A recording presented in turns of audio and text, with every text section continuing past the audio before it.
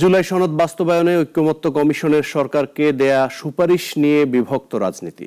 BNP জাতীয় নির্বাচন ও গণভোট একই দিনে আয়োজনের পক্ষে, আর জামায়াত গণভোট চায় নভেম্বরে। অন্যদিকে এনসিপির সুনির্দিষ্ট তারিখ না বললেও ভোটের আগেই গণভোট চাইছে। সাধারণ মানুষ মনে করেন গণভোট আয়োজনের এখতিয়ার নেই সরকারের, সুতরাং নির্বাচন রেখে গণভোট নয়। অলিউল রানী রিপোর্ট। জুলাই সনদ বাস্তবায়নে গণভোটের আয়োজন দেশের রাজনীতিতে নিয়ে এসেছে কালো মেঘ। গত 2 দিন থেকে গণভোটের ইস্যুতে সরগরম সামাজিক যোগাযোগ মাধ্যম। হ্যাঁ কিংবা নাতে বিভক্ত পুরো দেশ।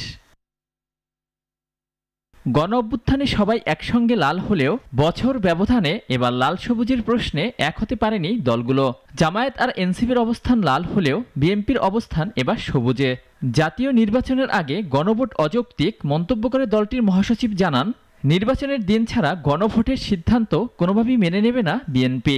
জাতীয় সংসদ নির্বাচন অনুষ্ঠানের মতো বিশাল আয়োজনের বিবেচনায় নির্বাচনের পূর্বে গণভোট অনুষ্ঠান অপ্রয়োজনীয়, অযৌক্তিক এবং অবিবেচনাপ্রসূত।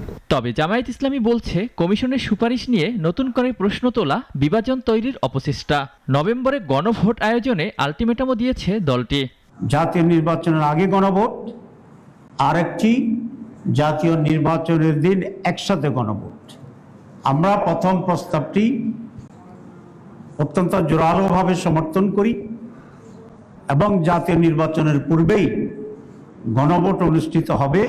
আর গণভোটের আগে তত্ত্বাবধায়ক সরকার গঠনের সুযোগ নেই জানিয়ে জাতীয় নির্বাচনের আগে গণভোটের দাবি এনসিপির। জুলাই সনদের যে আইনি ভিত্তি, সেটার বাস্তবায়নের ক্ষেত্রে কোনো বাধা সৃষ্টি করা যাবে না। আমাদের মূল জায়গাটা স্পেসিফিক জায়গায় যে আমরা দিতে চাচ্ছি, গণ অভ্যুত্থানকে ভিত্তিমূল ধরে ডক্টর ইউনূসের সাইনে একটি আদেশ জারি করতে হবে, যে আদেশের অধীনে একটি গণভোট হবে।